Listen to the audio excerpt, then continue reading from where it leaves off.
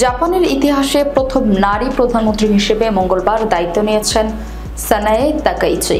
নতুন জোট গঠনের জন্য 11 ঘন্টার মধ্যে একটি চুক্তি স্বাক্ষর করায় জাপান সামাজিক রক্ষণশীল তাকাইচিকে দেশটির প্রথম নারী প্রধানমন্ত্রী হিসেবে পেয়েছে। খবর বিবিসির। পার্লামেন্টের উচ্চকক্ষে তাকাইচি পান 125 ভোট, প্রয়োজনের থেকে যা একটি বেশি। নিম্নকক্ষের এক ভোটাভুটিতে পার্লামেন্টের 465 আসনের 237 ভোট পান তাকাইচি। জয়ের জন্য তার দরকার ছিল 233টি ভোট। তিনি 4 ভোট বেশি পেয়ে প্রধানমন্ত্রী নির্বাচিত হন। মঙ্গলবারই জাপানের নতুন প্রধানমন্ত্রী হিসেবে অভিষেক হবে দেশটির সাবেক প্রধানমন্ত্রী শিনজো অ্যাবের এই ঘনিষ্ঠ সহযোগীর। জাপানের পঞ্চম প্রধানমন্ত্রী এত বছরের মধ্যে একটি সংখ্যালঘু সরকারের নেতৃত্ব দেবেন বলে আশা করা হচ্ছে।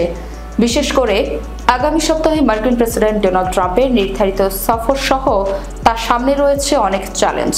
গত 4 অক্টোবর লিবারেল ডেমোক্রেটিক পার্টি জয়লাভ করে, যে দলটি গত কয়েক দশক ধরে প্রায় অব্যাহতভাবে শাসন করে আসছে কিন্তু ক্রমশ অজনপ্রিয় হয়ে উঠছে।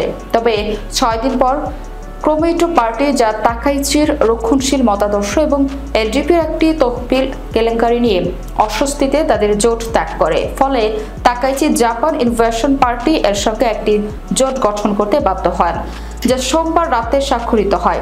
এ সময় তাকাইচি জাপানের অর্থনীতিকে শক্তিশালী করার এবং জাপানকে এমন একটি দেশ হিসেবে পুনর্গঠনের প্রতিশ্রুতি দেন।